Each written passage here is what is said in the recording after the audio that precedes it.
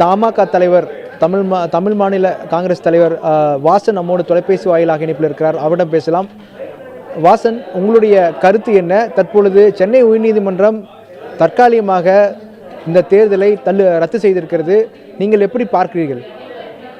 நீங்க உள்ளாட்சி தேர்தல் அறிவித்த போதே தமிழ் மாநில காங்கிரஸ் கட்சி உட்பட பல்வேறு கட்சிகள் தமிழகத்திலே போதிய கால அவகாசம் இல்லை, ஏன் இவ்வளவு அவசர கோலத்திலே தேர்தலை அறிவித்திருக்கின்றார்கள் என்ற கேள்வியை எழுப்பினோம். மேலும் இடஒதுக்கீடு முறையாக சரியாக பின்பற்றப்படவில்லை என்ற கருத்தும் வெளிவந்தது. அதனுடைய பிரதிபலிப்பு இன்றைக்கு தேர்தல் ஒத்தி போட போகக்கூடிய ஒரு சூழல் ஏற்பட்டிருக்கிறது. தேர்தல் ஆணையம் இதற்கு முழு பொறுப்பு எடுத்துக்கொள்ள வேண்டும்.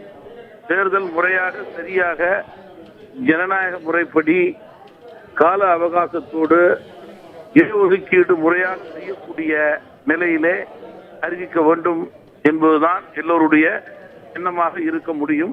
தமிழ் மாநில காங்கிரஸ் கட்சியை பொறுத்தவரையிலே இந்த தேர்தலுக்கு தயார் நிலையிலே தன்னுடைய பணியை செய்து கொண்டிருந்தது என்பதையும் நான் குறிப்பிட விரும்புகிறேன். தற்பொழுது இந்த தீர்ப்பை நீங்கள் விமர்சனம் செய்திருக்கிறீர்கள். ஆனால் இப்போ தேர்தல் 30ஆம் தேதிக்குள் நடத்த முடிக்கப்பட வேண்டும் என்று சொல்லப்பட்டிருக்கிறது. தொலைபேசி வாயிலாக பல்வேறு தலைவர்கள் கருத்து தெரிவித்திருந்தார்கள். அப்போது மிக குறுகிய காலகட்டம் தான் கட்சிகளுக்கு கொடுக்கப்பட்டது என்ற ஒரு குற்றச்சாட்டை முன்வைத்தார்கள். நீங்கள் எப்படி பார்க்கிறீர்கள்? எது மாதிரியான அம்சங்கள் எல்லாம் மாற்றம் செய்யப்பட வேண்டும் உள்ளாட்சி தேர்தலை பொறுத்த வரைக்கும் என்று நீங்கள் நினைக்கிறீர்கள்? முதல்ல கால அவகாசம் முறையாக சரியாக கொடுக்கணும், இல்லாட்டி இந்த தேர்தலில் சந்தேகம் ஏற்படும்.